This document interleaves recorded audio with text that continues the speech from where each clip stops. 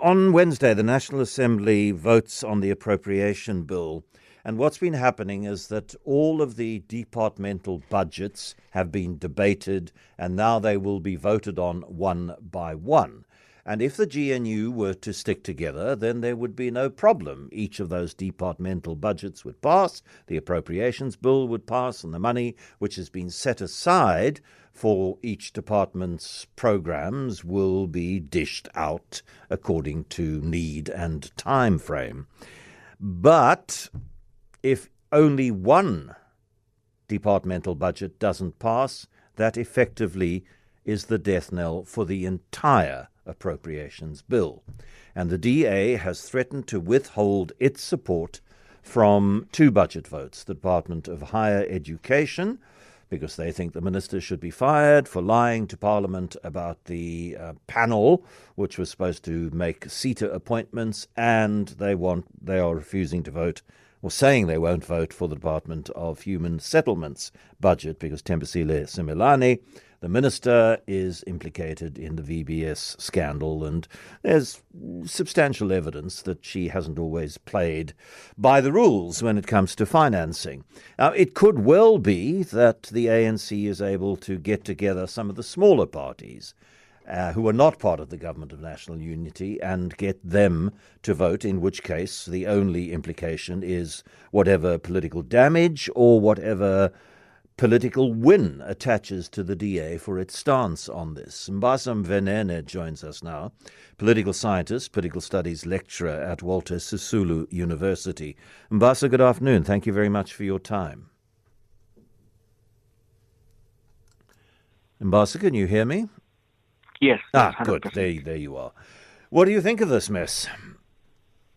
Well, this places the Democratic Alliance in a very stiff position because the Democratic Alliance has two options. The one is to stick to their guns and not support the votes for these two departments, and that might lead to an administrative and governance crisis.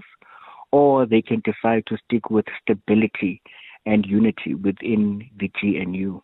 And so either choice that they make, if they make the second choice, they might get into trouble with their supporters, their constituency.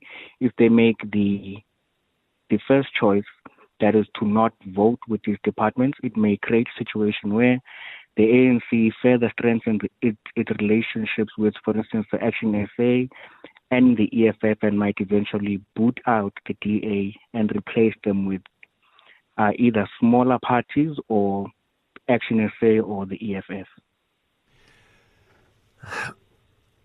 And if the DA chickens out, if we have DACO instead of TACO, we have, instead of Trump always chickens out, we have DA always chickens out, and they say, okay, we've made our point, so we, in the interests of the nation and getting money to teachers and nurses who deserve it, we're going to vote for this, then it looks like, again, like they've made a threat and not followed through on it. And what that does, do some of their supporters who don't particularly like the brinkmanship of this particular tactic go, well, you've showed some common sense, or the ones who like it go, why didn't you follow through? Why didn't you make your point? So it's a kind of damned if you do and damned if you don't scenario, perhaps, for them?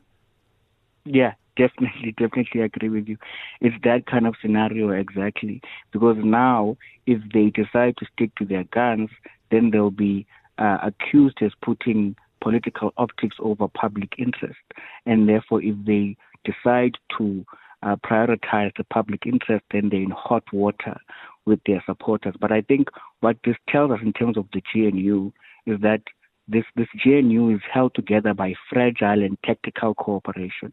There's no real ideological or policy alignment, right? So it's a coalition by numbers, not one that has a shared vision. And so what you see is that the relationship between the DA and the ANC is one that is toxic, and it is also one that is transactional.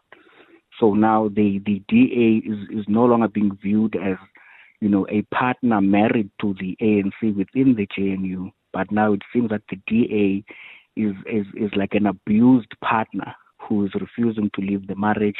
And as more things happen where the DA loses its ground within the GNU. For instance, Bella, for instance, the NHI, for instance, the firing of their colleague, the Deputy Minister, Andrew Whitfield.